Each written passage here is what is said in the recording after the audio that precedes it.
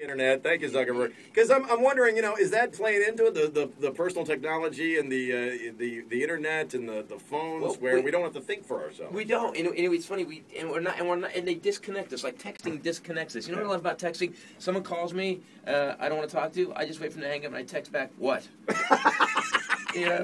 When FU would have been so much easier to type. So much more efficient. And we become these.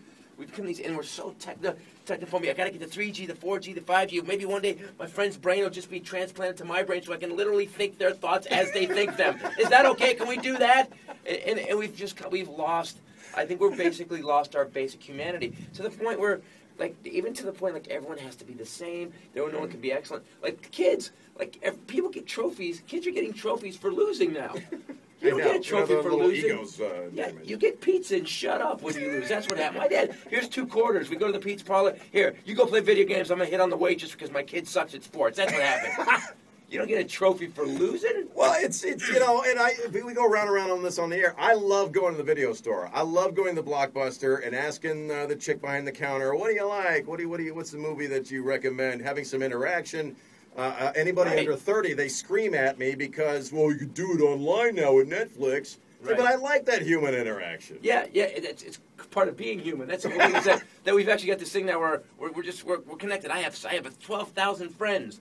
Yeah, but you got sores on your butt from sitting in a chair by yourself in your house typing on the computer. Right. That's right. You got to put salve on your butt now because you haven't. It's just amazing what we've become.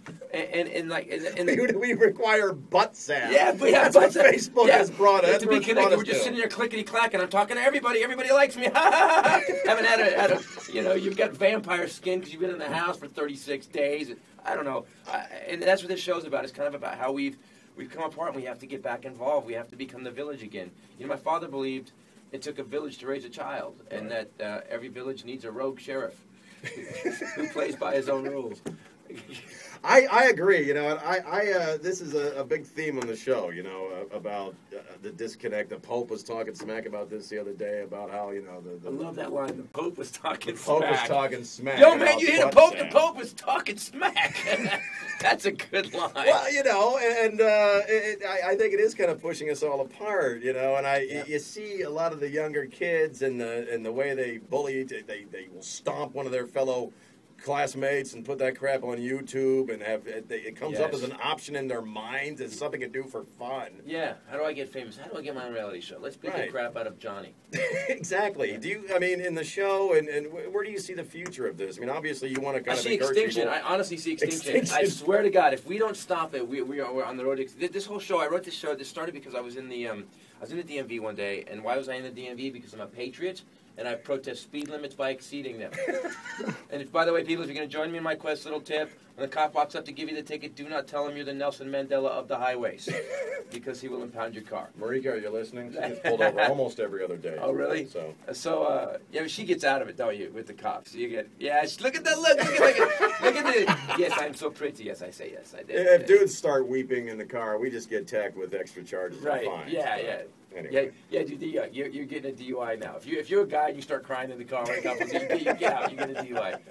So I'm in the DMV, and there's a room full of adults, and there was this one 5-year-old kid. Right. And he was a little fat kid, and I really have no issue with little fat kids. Some of them are cute. This kid, not cute. And the thing is, it was so outrageous. The kid was so fat. He was huge. This kid was the Grand Marshal riding the fudge float in the juvenile diabetes parade. This kid, I'm telling you, Marika, don't feel bad. This kid, he had no bone structure. This kid had no chin. He had no elbows. He was Jabba the Fat. That's all he was. This kid, he was a peanut M&M in tennis shoes. That's it. So, and I had no issue with that. I really did. Right. Yeah. I got that. Right. I came through. So you see the fat kid at the DMV. Now, I wouldn't have noticed him. I wouldn't have noticed him except for his behavior. The kid, in his right hand, he's holding a Snickers bar the size of a Louisville Slugger. It was like a survival Snickers bar. I've never seen one. It said Snickers on Monday, Tuesday, Wednesday, Thursday. Then his left hand on the whole Tickle Me Elmo doll, that when he pulled the string, it didn't talk right. He pulled the string and it didn't go, ha, ha, ha, ha. It went, ha, ha, ha, tickle me. It was like an angry pedophile, this little doll. Right. So, and he's in this, and again, wouldn't have noticed, but this is what this kid is doing. He's standing up in the DMV screaming, Dad, I hate it here. This sucks. I want to go. I hate it here. He was making the DMV worse. Right. So, which is hard to do. Right. And then he goes, I'm leaving. And he heads for the door. And he's 5. Now, my father would have let me leave.